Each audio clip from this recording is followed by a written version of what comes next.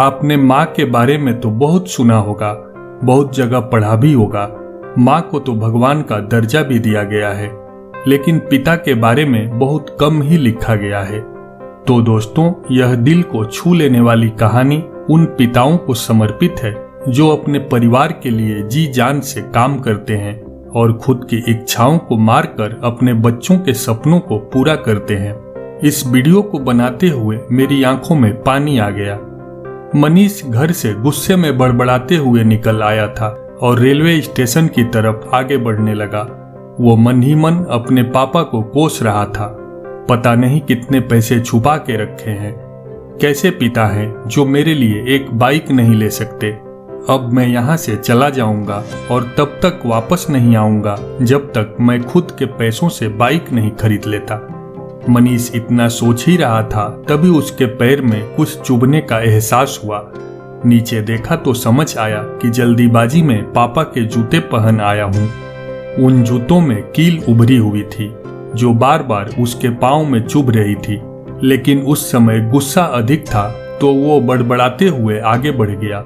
एकाएक उसे याद आया कि वो हड़बड़ी में पापा का पर्स भी साथ ले आया है। उसके दिमाग में एक ख्याल आया, क्यों न आज पापा का पर्स चेक किया जाए, जिसे आज तक उन्होंने किसी को हाथ तक नहीं लगाने दिया था। पता नहीं कौन सा खजाना छुपा रखा है इस पर्स में जो किसी को छूने भी नहीं देते।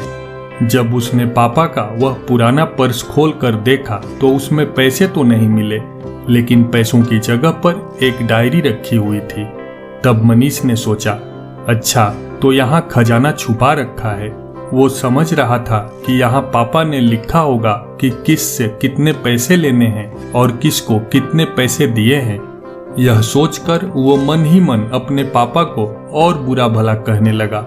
जब उसने उस छोटी सी डायरी का पहला पेज खोल कर देखा तो वहां पर जो लिखा था वह थोड़ा सीरियस कर देने वाला था। डायरी में जो लिखा था उसे पढ़ने के बाद उसके चेहरे पर एक अजीब तरह का भाव था, क्योंकि डायरी में वैसा कुछ नहीं लिखा था जैसा वो सोच रहा था। वहां पर उन पैसों का हिसाब लिखा हुआ था जो अलग अलग कामों के लिए अलग अलग लोगों से उधार लिए गए थे। उस लिस्ट में कंप्यूटर के नाम पर भी पैसे लिए गए थे। कुछ यूं लिखा था, 40,000 बेटे के कंप्यूटर के लिए। यह वही कंप्यूटर था जिसे मनीष आज तक यूज कर रहा था, लेकिन उसे यह पता नहीं था कि उस कंप्यूटर को खरीदने के लिए पैसे कहां से आए थे, लेकिन आज पता चल रहा था। पहला पेज पढ़कर वो पुरानी यादों में खो गया। उसे आज भी याद था कि जब उसने पहली बार स्मार्टफोन के लिए जिद की थी और उसके पापा ने 2 हफ्ते बाद उसके बर्थडे पर नया मोबाइल लाकर दिया था, जिसे देखकर वो बहुत खुश हुआ था। और उसे खुश देखकर उससे कहीं ज्यादा अगर कोई खुश था तो वह थे उसके पापा। अब उसके चेहरे से गुस्सा एकदम गायब हो चुका था। जब मनीष ने आगे का पन्ना पलटा तो वहां पर कुछ इच्छाएं लिखी हुई थी। पहली जो इच्छा उसमें लिखी हुई थी, अच्छे जूते पहनना। यह बात उसकी कुछ समझ नहीं आई। तभी उसका पांव अचानक सड़क पर भरे हुए पानी पर जा पड़ा और उसके पांव में कुछ गीलापन होने का एहसास हुआ। जब उसने जूता उतार कर देखा तो उसका तला टूटा हुआ था। यह देखकर उसे डायरी में लिखी बात याद आ गई। तभी उसे कुछ पुरानी बातें याद आ रही थी कि कैसे माँ जब कहा करती थी पापा से, अब तो जूते पुराने हो गए, नए ले लीजिए, तो पापा अक्सर यह कहकर टाल दिया करते थे, जूते अभी और चलेंगे, अभी कुछ दिन पहले ही तो लिए थे। मनीष को आज समझ आ रहा था कि कितने दिन और चलेंगे। साथ ही साथ यह भी समझ आ रहा था कि पापा पर्स को क्यों छुपा कर रखते थे। तभी उस डायरी को पढ़ते हुए रेलवे स्टेशन पर पड़ी बेंच पर आकर बैठ गया। अब उस डायरी का आखिरी पन्ना बचा हुआ था।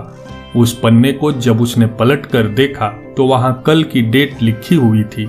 तारीख के नीचे लिखा हुआ था 80,000 रुपए बाइक के लिए। बस इतना पढ़ा और उसका दिमाग सन्न रह गया। अब उसके मन में कोई शिकवा गिला नहीं बचा था। बस मनीष की आंखों से आंसू बहे जा रहे थे। अब वह जल्दी से घर की तरफ भागा, लेकिन जूतों की वह कील पांव में अब तक घाव बनाने में कामयाब हो चुकी थी। उसने जूतों को रास्ते में ही निकाल कर फेंक दिया। और भागते लड़खड़ाते हुए घर जा पहुंचा। लेकिन पापा घर पर नहीं थे। वो समझ गया वह कहाँ थे। मनीष सीधा पास वाली बाइक एजेंसी की तरफ भागा। पता नहीं आज कहाँ से इतनी ताकत आ गई थी कि वो भागते हुए थक नहीं रहा था, और वह भी बिना जूतों के नंगे पैर। जैसे तैसे वो बाइक एजेंसी पर पहुंचा। पापा वहीं थे। उसने पापा को दौड़कर गले लगा लिया और उसकी आंखों से आंसू रुकने का नाम ही नहीं ले रहे थे। पापा कुछ समझ नहीं पा रहे थे, आखिर मेरा बेटा रो क्यों रहा है।